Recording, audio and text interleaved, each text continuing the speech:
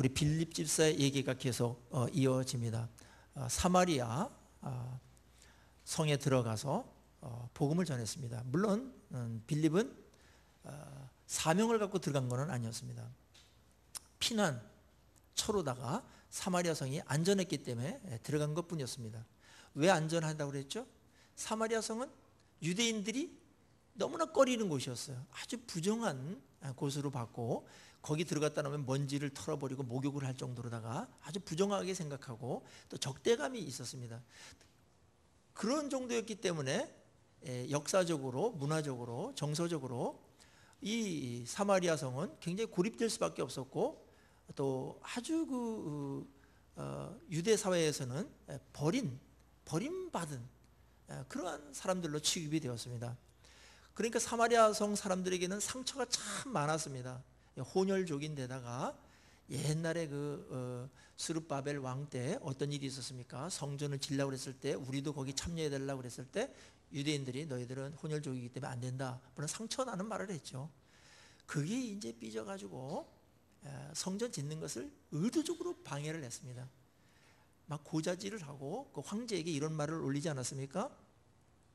이 성전을 지으려고 하는 것은 저들이 독립하려고 그러고 이 제국에 복종하지 않으려고 하는 그런 의도가 있다. 이렇게 해가지고 성전 건축이 딱 중단됩니다. 이 일을 했던 자들이 사마리아 사람들이었습니다. 그러니까 이때부터 유대인들하고는 철천지 원수가 된 겁니다. 그래서 예수님이 옛날에 그 사마리아 성에 들어갔을 때 사마리아 여인이 한 마리 있죠. 여기 사람들은 그리심 산에서 예배를 드리는데 유대인들은 예루살렘에서 예배를 드려야만 하나님이 받으신다고 하는데 어떻게 된 겁니까? 그때 그 유명한 말이 나온 겁니다. 우리 주보에 나와 있는 말이죠. 하나님은 영이시니 예배하는 자가 영과 진리로 예배할지니라. 이 말이 이제 그때 나온 겁니다. 예배에 대한 상처가 있었습니다.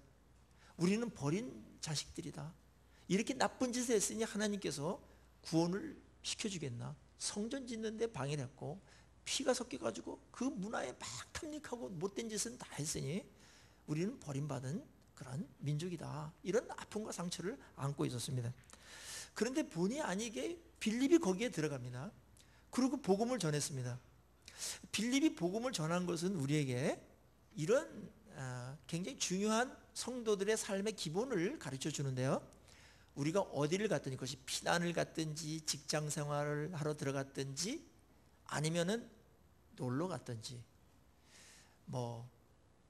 우리들이 해야 될 일 중에 하나는 복음을 전하는 것이라는 겁니다. 이게 생활화된 겁니다. 복음은 언제 복음 전하자 막 이렇게 해가지고 할 수도 있어요. 하도 안 할 때는. 근데 복음 전하는 것은 이제 생활입니다. 생활.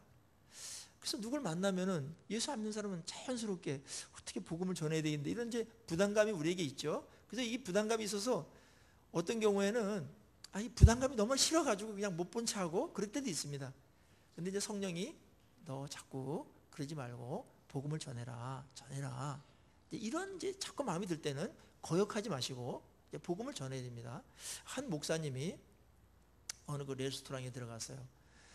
그런데 마음속에 그 종업원 한 명이 막 이렇게 막 투박하게 막 이렇게 막 이 차잔도 막 이렇게 놔버리고 막 물도 막 엎지르고 막 커피잔 이렇게 막 쏟아지게 막 이러는 거라. 그래가지고 목사님하고 거기 있는 사람이 민망스러워가지고 이걸 목사로서 화도 못 내고 어떡하나 이제 이러고 이제 억지로 참고 있는데 그냥 어디 설거지하듯이 막 이렇게 막 하고 이러는 거예요. 그래가지고 야단을 칠까 어떡할까. 근데 성령께서 그런 마음을 주셨대요. 저 분이 분명히 뭔가 마음에 오늘 언짢은 일이 분명히 있을 거다.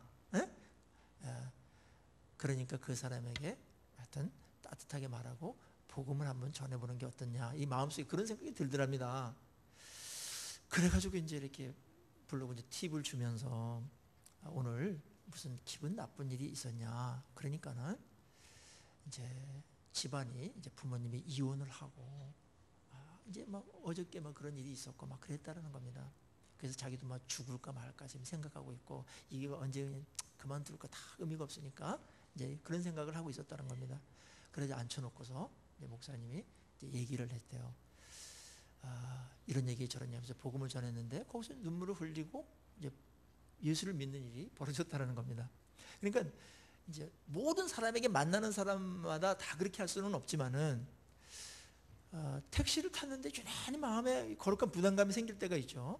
그때는 이제 혹시 저는 유라소망교회라고 아주 유라동에 있는 그 교회 다니는 그런 성도인데 혹시 교회 나가신 적이 있냐고 그렇게 물어보시면서 시작을 하실 수도 있을 겁니다.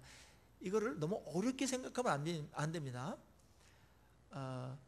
그냥 생활로 그렇게 하는 겁니다. 우리가 예수를 만나서 그분으로부터 받은 은혜와 나의 삶의 변화가 얼마나 많습니까? 적어도 표적 몇 개는 있습니다.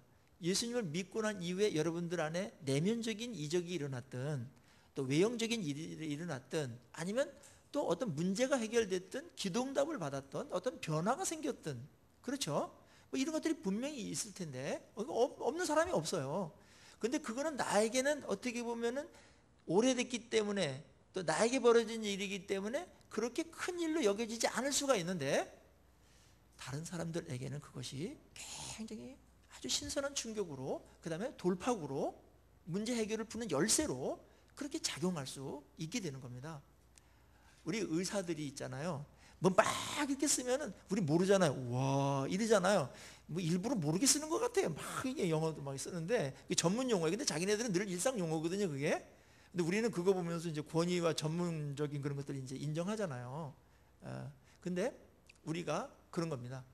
예수님 얘기를 하고 그 다음에 우리 마음의 변화가 일어난 일 얘기를 하고 또 삶의 변화 또 가정의 변화 이런 거 다 우리가 꿈꾸는 겁니다. 이제 이런 것이 우리 믿지 않는 사람에게 다 들어가 있는 겁니다. 그렇기 때문에 어디를 가든지 그들을 도와줘야 되는데 복된 자가 되기 위해서는 영적인 유익 주는 거 굉장히 가장 잘 도와주는 거거든요.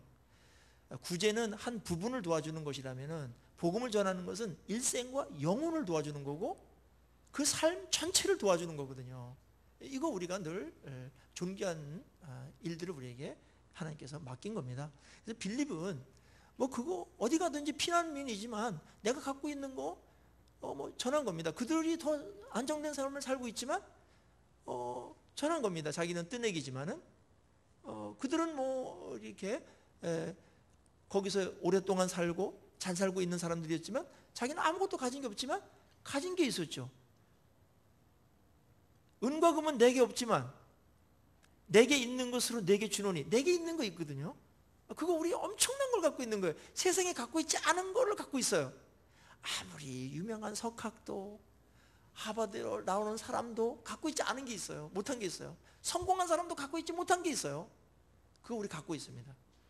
그리고 우리가 믿지 않는 사람들을 대할 때 때때로 눌릴 때가 있거든요. 세상적으로 세상 가치가 크게 느끼는 사람일수록 많이 눌려가지고 아무 말도 못 들어줄 때가 있는데 이거 빨리 자유로워져야 돼요. 눌릴 필요가 하나도 없어요. 여러분들이 더 세고 여러분이 더 복되고 여러분들이 가진 게 더 많다는 걸 인정하셔야 돼요. 제가 늘 말하지만 믿지 않는 분들은 아무리 높은 지위에 있든 아무리 잘 나가든 아무리 많이 배웠든 아무리 돈이 많든 부족한 것, 치명적인 것 세 가지가 있어요. 하나는 뭐냐면 해결하지 못한 죄가 있어요. 양심을 누르고 있습니다. 거기까지 올라오는데 이 악한 구조에서 죄를 안 짓고 올라올 수 있습니까? 힘듭니다. 그냥 그것은 위인전에서만 있는 거예요. 하여튼 대부분 인간이 쓴 위인전은 이렇게 허물이 되는 걸 거의 다 빼버립니다. 그래서 완벽한 인간으로 그렇게 묘사를 하는데 그런 인간은 하나도 없습니다. 성경에 보면은 위인들 많이 쓰는데 다 치명적인 약점을 그대로 쓰지 않습니까? 인간은 어쩔 수가 없는 겁니다. 죄 안 짓고 살 수가 없고 거기까지 올 수가 없어요. 그래서 양심에 계속 눌리는 게 있습니다. 괴로운 게 있어요. 그거 우리는 해결받았고 이분들은 그게 눌려 있는 겁니다. 그거 꼭 염두에 두셔야 되고 아무리 성자 같은 사람도 꼭 있는 겁니다. 두 번째는 뭐냐 하면 이들이 어떤 자리에 있든지 어떤 상황에 있든지 자기 힘으로 능력으로 해결하지 못할 그런 아주 어려운 문제 한두 가지는 꼭 갖고 있습니다. 기억하십시오. 그런 사람 없는 사람이 있는가? 한 명도 없습니다. 저는 이제 목회자이기 때문에 잘 나간 사람, 뭐 업적을 많이 남긴 사람, 뭐 성공한 사람들 많이 만나봤어요. 근데 다 끙끙대는 거예요. 자녀의 어려움, 또 자기의 어떤 아픔, 그 육체적인 질병도 있을 수 있고 마음의 상처 있을 수 있고요. 인간관계, 그 다음에 그 일을 유지하려면 거기까지 오는데 그 유지하는 그거가 굉장히 어려운 거예요. 두려운 거예요. 예, 높이 올라가면은 그 유지 비용이 어마어마하게 유지하는데 스트레스가 엄청나게 들게 됩니다. 조금이라도 떨어지면은 아주 이 사람들은 두려워하고 다 무너지는 것처럼 그런 생각을 갖고 있거든요. 겉으로만 그렇게 된 겁니다. 겉으로만. 물론 나보다 나은 어떤 한 부분이 있어요. 여유롭다든지 뭐 돈이 있어가지고, 그 다음에 또 내가 부러워하는 어떤 것들을 좀 갖고 있다든지 그런 거는 있을 수 있어요. 그렇다고 해서 그 사람이 걱정 근심이 하나도 없냐? 천만의 말씀. 더 많습니다. 한 가지 더 있어요. 이들의 마음속에 거기까지 올라가면은 행복할 줄 알았는데, 그리고 많이 만족할 줄 알았는데 허무하다는 겁니다. 인간의 실존입니다. 많은 업적을 남기기 위해서 막 쫓아갈 때는, 그때는 거기에 도취해가지고 만족한 줄 알아요. 성공한 줄 알아요. 근데 정상에 딱 섰을 때 허무감을 느낍니다. 고작 이거를 위해서 내가 모든 생을 던지면서 여기까지 왔나, 그런 생각 하게 되는 겁니다. 인간 그렇게 만들어졌어요. 만들어졌다니까요. 그래서 이제 그 유명한 파스칼은 천재지 않습니까? 우리 인간에게는 하나님과 그 예수 그리스도로 채우지 않으면 안 되는 공간이 있다, 그렇게 말했습니다. 그 공간이 이게 허무거든요. 그거는 본능이라는 거예요. 하나님께서 우리에게 본능을 준 것은 축복입니다. 그리고 그걸 채울 때 만족을 얻게 되는데, 이런 본능적인 욕구는 좋은 거거든요. 욕망은 과한 거지만 욕구들이 다 있지 않습니까? 먹고 싶은 욕구가 있으면 먹는 게 있는 거예요. 채울 수 있는 거.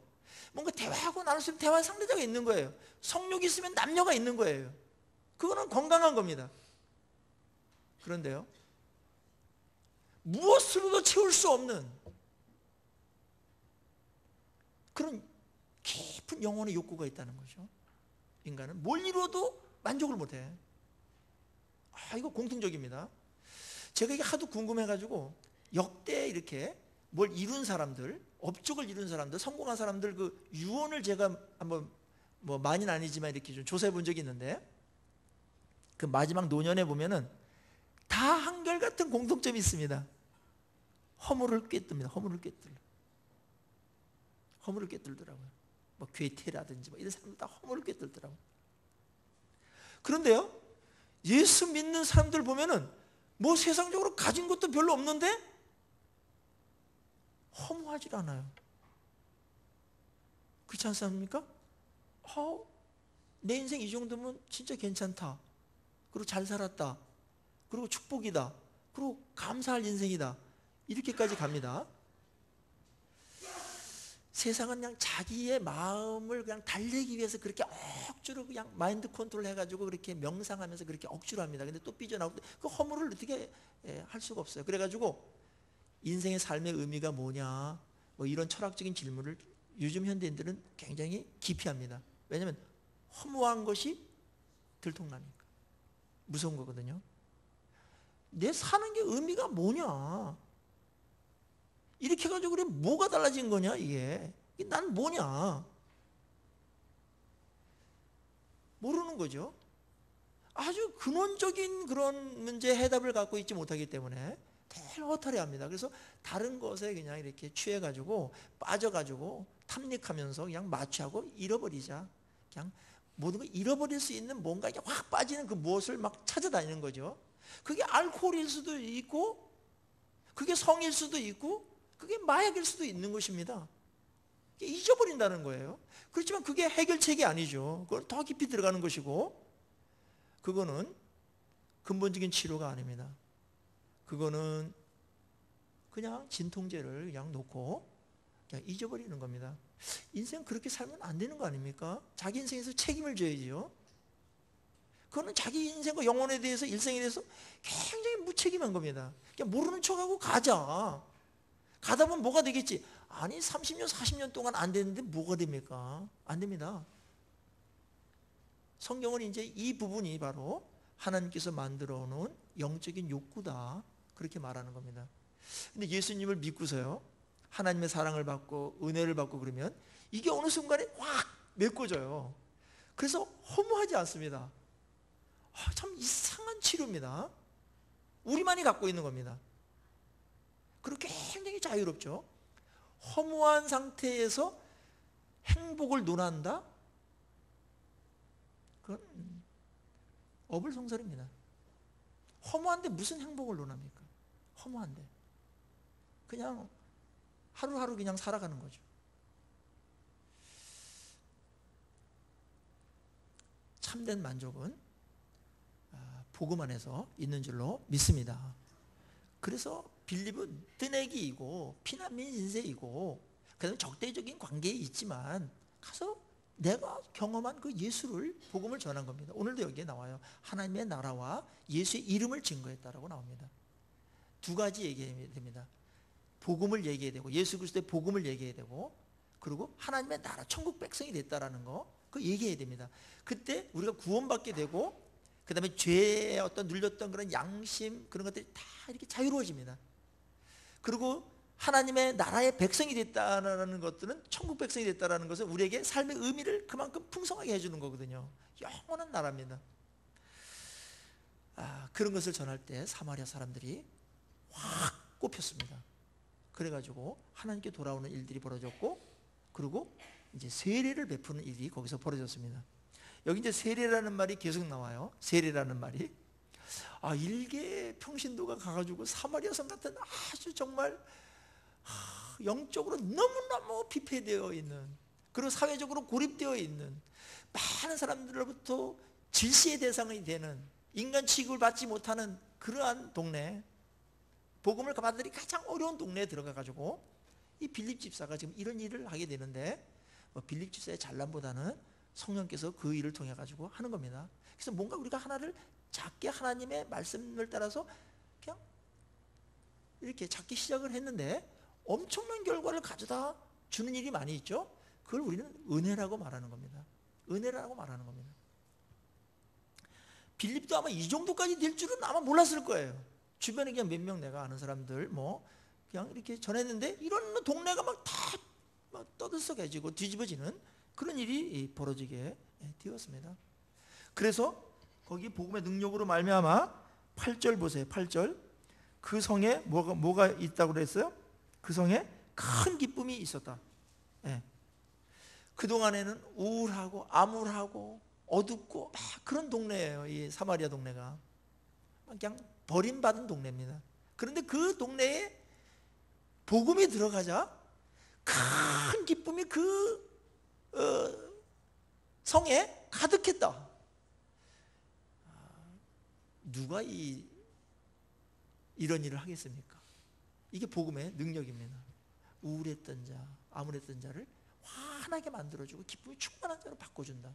이거 죄 문제를 해결해 주면서 그 다음에 하나님의 자녀가 되는 아주 그 높은 영광스러운 자리까지 끌어가니까 이제 그동안에 막 이렇게 사그러졌던 기쁨이 되살아나는 거죠. 이 복음의 능력입니다. 오늘 여기에 잘 나가는데 시몬 한 사람이 등장을 해요. 시몬.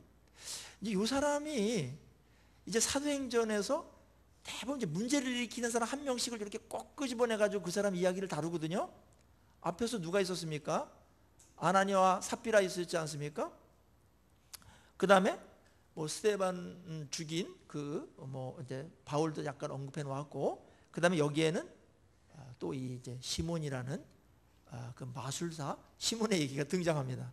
이거를 껴넣는 것은 누가의 의도예요. 그리고 성령께서 의도한 거예요. 이런 부흥이 있을 때 분명히 또 정리해야 될 게 있다.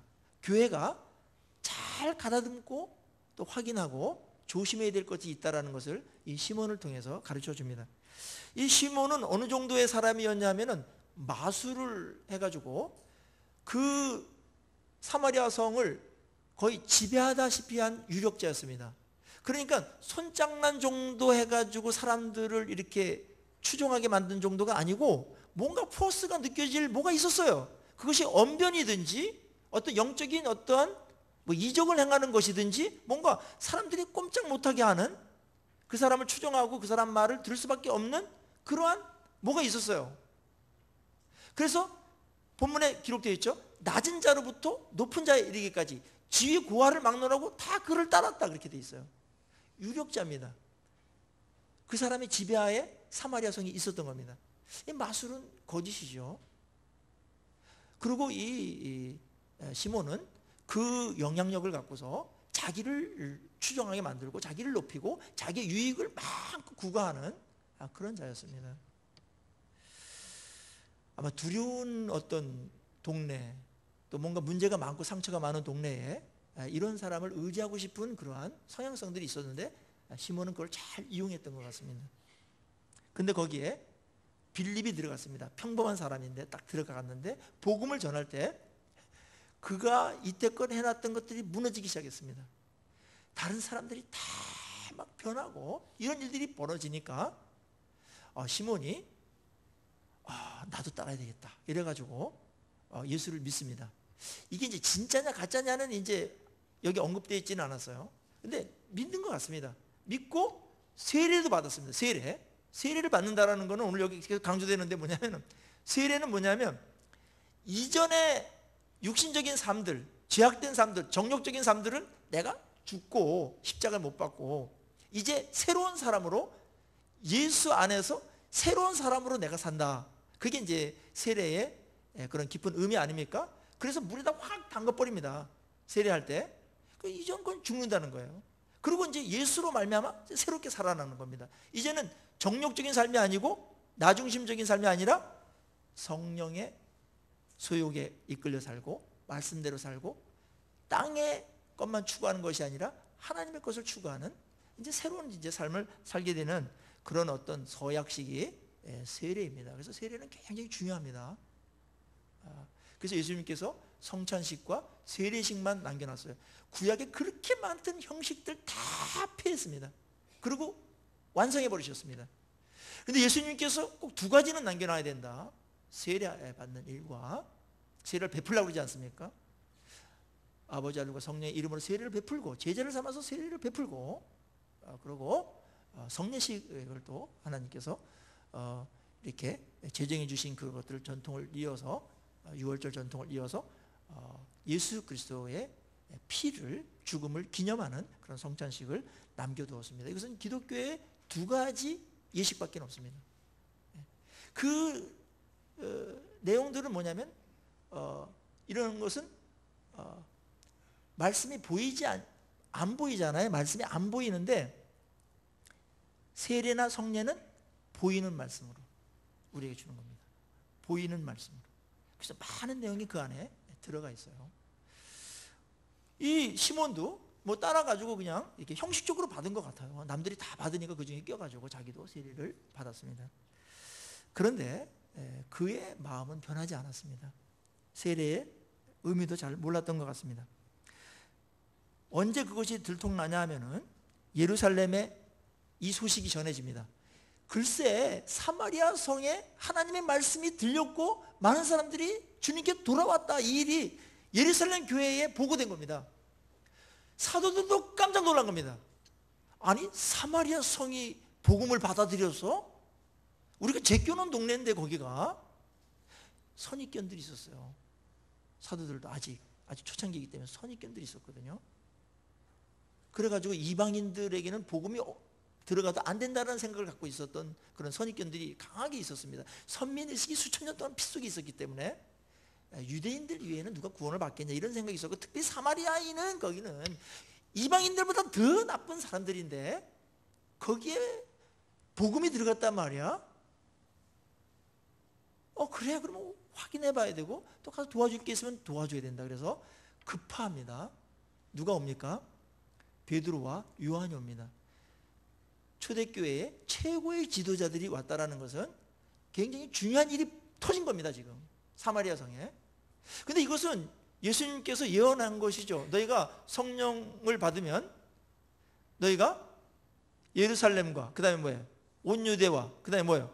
사마리아와 땅끝까지 내 증인이 된다 그랬는데 이 일이 지금 벌어지고 있는 거예요. 이 사마리아 성 분명히 얘기했는데 거기야 뭐 되겠나 이러면서 생각지도 안 하고 사도들도 가지도 않았습니다.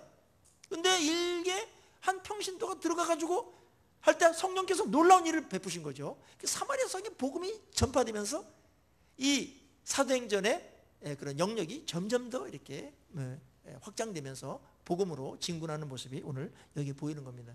그때 아마 그 사도들도 충격을 받고 급했던 것 같습니다. 그래서 베드로하고 이제 요한이 딱 갔습니다. 갔을 때 왜 갔겠습니까? 일단 도와주러 갔겠죠. 확인도 하고 도와주러 간 겁니다. 실상이 어떤지 확인도 하고 도와줄 게 있으면 도와주려고 그렇게 간 겁니다. 아주 굉장히 중요한 일이 벌어진 겁니다. 그때 그들이 가가지고 딱 보니까 성령을 안 받았어. 이 사람들이 복음은 받아들였는데 돌아왔는데 성령이 없어. 그래가지고 성령이 없네 이 사람들이. 그래서 안수를 해가지고 기도하니까 성령이 그들에게 이렇게 임하는, 충만히 임하는 그런 일이 벌어졌습니다. 이게 이제 성령론에서 많은 논쟁이 벌어지고 있는 부분이에요. 과연 성령 없이 복음을 받아들이고 믿을 수 있는가라는 문제와, 그리고 성령 받을 때 사도들이 안수한 것처럼 기도할 때 성령이 임하는 건가, 뭐 이래가지고 오늘날도 막 이렇게 안수하고 막 이런 사람들이 있는데, 여기는 특별한 예입니다. 성령이 임할 때 보면은 어떤 때는 기도할 때 임할 때도 있고, 어떤 때는 고넬료 집안에는 어땠습니까? 말씀을 들을 때 성령이 강하게 임했습니다. 그러니까 성령은 어떤 공식에 의해서 움직이는 분이 아니에요. 인간이 그렇게 쉽게 도식하는 것은 굉장히 위험합니다. 성령은 법칙에 얽매이지 않습니다. 본인이 주고 싶으면 주고 그렇게 하는 겁니다. 근데 이제 일반적으로 이제 성령 충만하는 것을 보면은 기도하고 회개하고 성령을 받으라 이랬으니까 이게 일반적인 것이고, 말씀을 들을 때 또 성령께서 임하시고, 어떤 때는 또 이렇게 기도해 줄 때 성령이 충만하게 임하는 부분도 있습니다. 근데 요 사마리아 동네는 특수한 상황이었어요. 그래서 특수한 성령의 충만함이 이루어졌는데, 성령 충만을 유보해 놨던 것 같아요, 하나님께서. 왜냐면은 유대 교회, 예루살렘 교회하고 지금 사마리아 교회가 탄생한 거잖아요. 어린 교회인데 사이가 좋겠어요, 안 좋겠어요? 아직 안 좋아요. 일본 교회와 한국 교회보다도 더 나빠요. 스코틀랜드하고 영국 사람들은 그렇게 사이가 안 좋답니다. 그래서 이제 그 스코틀랜드 가가지고 영국 사람이냐 그러면 뺨 맞는답니다. 내가 왜? 이러면서 우리나라 일본 그 적대관계보다 몇 배 더 센 거예요. 예. 이번에 야구 일본 이겨가지고 미국 이긴 것보다 더 기뻐하더라고요, 많은 사람들이. 그건 적대감이 있기 때문에 그런 겁니다. 저도 거기서 자유롭지 않더라고요. 저는 야구를 잘 안 보는데, 시간이 얼마나 걸리기 때문에 안 보는데, 일본하고 할 때는 안 볼 수가 없더라고요. 이거 안 보면 애국 안 하는 것 같은 느낌도 들고 막 이래가지고. 근데 마지막에 막 그렇게 했는데 막 혼자서 막 소리 지르고 막 너무너무 성령 충만해서 제가 기뻐했는데, 이게 오래 걸려요. 잘 안 빠져나가요. 근데 사마리아 성은 그거보다 더한 거거든요. 그래가지고 교회가 탄생하고 이제 연합을 해야 되는데, 하나님 안에서 이건 인간들끼리는 못한다. 그래서 성령 세례 받는 거를 유보시켜 놓고, 사도들이 와가지고 교회 대표니까, 예루살렘 교회 대표니까 와서 안수를 했을 때 성령을 부어주시고, 그래서 이 유대인들 교회도 사마리아 교회를 사랑하고 아끼고 하나가 되는, 연합하는 그런 이제 통로가 된 것이고, 기회를 잡은 것이고, 또 사마리아 교인들도 유대인이면 뭐 우리 무시하더니 뭐 와가지고 왜 저래? 주인 행세? 이렇게 하는 게 아니라 기도해서 성령 충만이 임하니까 우리는 같은 성령 안에서 같은 교회네. 민족과 적대감이 이때 이제 다 해결되도록 하나님께서 의도하신 것 같습니다. 그래서 하나가 됩니다. 그러니까 성령의 역사는 우리가 생각하는 것 이상으로다가 치밀하고 선하게 인도하십니다. 그래서 성령이 없는 걸 딱 봤어요. 보니까 어떻게 확인했는지는 모르지만은 성령이 없어요. 보니까 이렇게 구원은 받은 것 같아요. 성령이 없어요. 기도해 주므로 성령이 막 충만하게 임하는 일이 벌어졌습니다. 정말 교회는 말입니다. 복음만 있어서도 안 됩니다. 말씀만 있어서도 안 됩니다. 다 필요합니다만은 성령님이 임할 때 놀라운 역사와 하나됨과 우리가 극복하지 못했던 일들이 해결되는 줄로 믿습니다. 성령이 임하면요, 복음이 이해지고 깨달아지고 복음이 능력으로 나한테 확 다가옵니다. 그래서 늘 성령 충만을 늘 유지하는 것은 교회의 굉장히 중요한 부분이고 싸움이에요. 아무리 뭐 우리 개인 생활이 어렵고 마음이 어렵고 이러더라도 말씀이 있고 성령 충만하고 말씀 충만하면 넉넉하게 이기고 그 어려운 문제들이 다 간증이 되고 하나님과 만드는 아름다운 선한 스토리가 되는 줄로 믿습니다. 이제 사마리아 성에서도 이루어지는 거예요. 가장 어려운 상황, 잊지도 않을 구원, 그것이 그들에게 베풀어진 것이고, 그래서 오늘날 우리에게 주는 메시지는 사마리아 성 사람 정도도 하나님께서 구원시켜서 성령 충만하셔서 사용하는데 우리도 하나님께서 사용하신다라는 거, 아무리 우리가 나쁜 상태에 들어가고 하나님께서 버림받은 짓을 한 그런 상태에 있을지라도 그렇지 않다는 겁니다. 사마리아 사람보다 더 나쁜 짓 할 수가 없습니다. 성전하는데 노골적으로 방해를 했으니까. 그때 성전은 진짜 절대적인 것이었지 않습니까? 하나님의 임재를 상징했는데 그걸 거부한 겁니다. 그리고 회방을 놨던 겁니다. 그런 동네 사람들도 하나님께서 버리지 않고 구원을 베푸시는 모습을 보게 되면서 하나님은 이런 자들도 구원을 베푸시는구나 하면서 큰 위로가 되는 그런 시간들이죠. 근데 여기에 이제 시몬의 이야기가 계속돼요. 시몬이 딱 보니까 자기가 마술해가지고 막 이렇게 뭐 능력 행한 것보다 성령 충만하니까 능력이 또 막 나타나거든요. 그러니까 시몬이 얼른 이런 생각을 한 겁니다. 이거 돈 되겠다. 이거 갖고 하면은 뭔가 더 많은 사람들을 추종하게 만들겠다. 지배할 수 있겠다. 이런 생각이 들어서 돈을 한 움큼 갖고 와가지고 그 베드로에게 돈을 줄 테니까 나로 하여금 성령 받게 해주십시오. 이렇게 한 게 아니고 성령을 나도 이렇게 안수해가지고 줄 수 있는 사람이 되게 해주십시오. 이렇게 요구를 한 겁니다. 성령 받게 해주십시오라고 하는 거는 그래도 괜찮은 거예요. 근데 나도 당신들처럼 막 이렇게 안수하면은 성령 받는 그런 사람이 되게 해달라고 돈을 싸가지고 온 겁니다.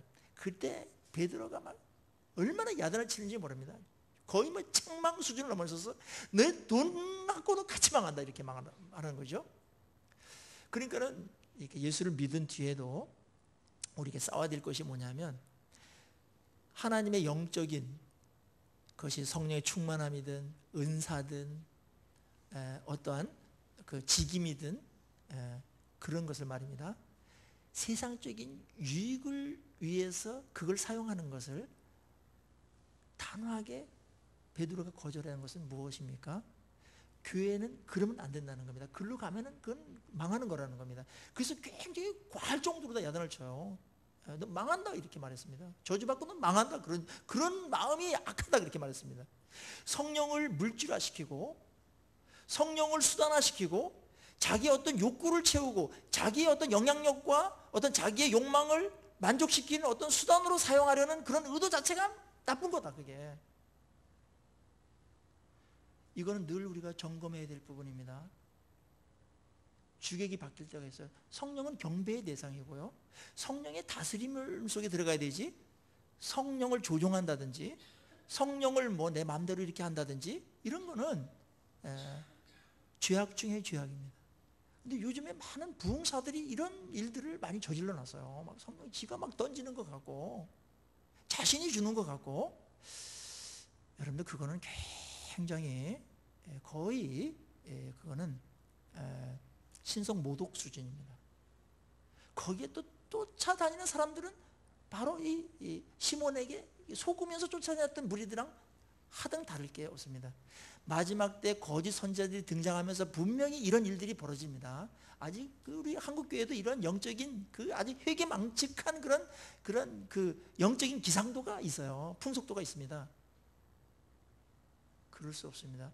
성령을 지금 베드로와 요한이 조종합니까? 하나님 이들에게 성령이 필요하니 성령께서 이들을 긍휼히 여겨 주시고 이들에게 성령을 베풀어 주시옵소서 이렇게 하는 거지. 그래서 영향력이 나타났어요. 근데 시몬은 영향력만 본 거예요. 그걸 취해가지고 이익으로 삼겠다는 거였어요. 그거를 사도 바울은 이렇게 말한 겁니다. 경건의 능력은 없는 자들이 경건을 이익의 재료로 사용한다. 경건을 자기 유익의 재료로 삼는 사람들에게서 떠나라, 그렇게 말했습니다. 이제 이게 부흥이 일어날 때 착각할 수가 있어요. 굉장히 위험한 생각입니다, 이게. 그래서 이거를 단호하게 말한 것이고 아주 민망할 정도로다가 얘기해서,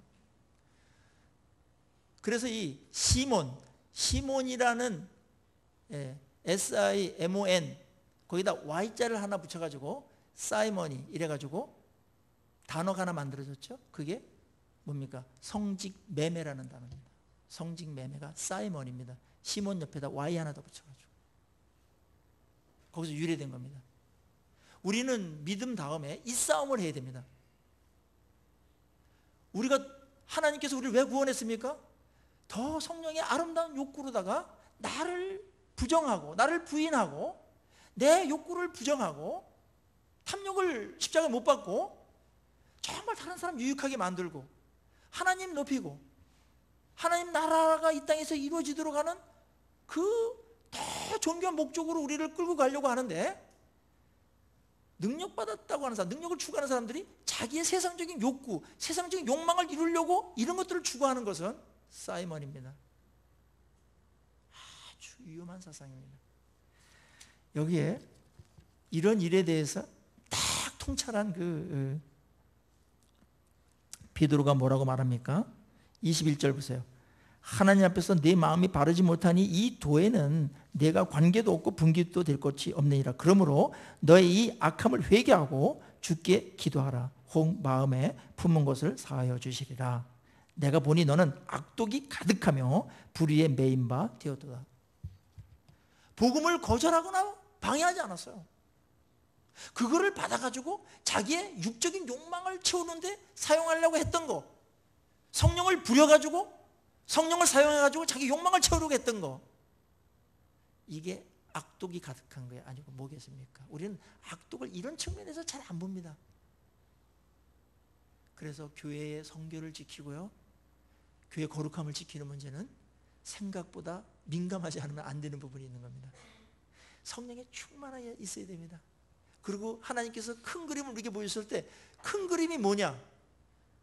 우리 불러내실 때 왜 불러내셨어요? 구원받아서 뭐하게 하시려고요? 다른 사람 복되게 하시려고. 복되게 한다는 거는 내가 손해보고 다른 사람 유익되게 만들고 다른 사람 행복하게 만들어주고, 그게 목적이 되는 겁니다. 그러기 위해서 우리의 욕망을 십자가에 못 박으라고 그렇게 말한 겁니다. 욕망과 혈기, 그게 다 내 주장하고 싶은 거, 내 멋대로 하고 싶은 거, 이게 죄성이니까 그건 못 박아야지만 너희들 정말 다른 사람들 복되게 할 수 있고 하나님도 제대로 섬길 수 있다. 욕망이 죽지 않고 탐욕이 살아있는 상태에서 신앙생활을 하면 어떤 일이 벌어집니까? 성령과 하나님이 내 욕망을 채우는 수단이 됩니다. 섬김의 대상이 되지 않습니다. 영적으로 능력이 아주 출중한 급사 정도로다가 하나님을 대할 때가 없지 않습니까? 오늘 우리가 싸워야 될 일입니다. 세례는 바로 내 욕망을 죽이는 것입니다. 그리고 진정한 성령 충만으로 살아가는 겁니다. 성령의 소욕과 그래서 육체 욕망이 그렇게 치열하게 싸우는 겁니다. 전쟁입니다. 매일매일 싸우는 겁니다. 이 싸움에서 이기려면 우리 기도해야 돼요. 날 내려놓는 이 싸움이 얼마나 어렵습니까? 욕망을 이길 수 있는 사람은 한 명도 없습니다. 지구상에. 우리가 중력을 이길 수 없듯이 우리의 욕망은 내적인 중력입니다. 십자가에 못 박지 않고서는 이 중력을 아무도 이길 수가 없어요. 그 탐욕의 노예로 살아가는 겁니다. 그건 가장 못 사는 겁니다. 하나님의 구원의 의도와 정면으로 대치되는 겁니다. 그것이 세속화입니다. 그것은 이단만큼이나 기독교 안에 들어와서 엄청난 피해를 끼쳤습니다. 가장 고상한 종교는요, 자기 부인하는 겁니다. 욕망을 다스리고 진짜 다른 사람들을 사랑하고 위하고 행복하기 위해서 내가 존재한다. 이거 고상하잖아요. 근데 이게 욕망이 안 죽이면 할 수가 없는 거예요. 다 이용하고요. 경건 자체가 목적이 아니고 경건을 이게 재료로 생각한다니까요. 수단하는 겁니다. 성령 충만도 수단화하고 자신을 높이고 자신을 자랑하고 영향력을 세게 하고 발언권을 교회에서 강화시키고 하는데 이런 것들이 사용되는 것이 바로 세속화입니다.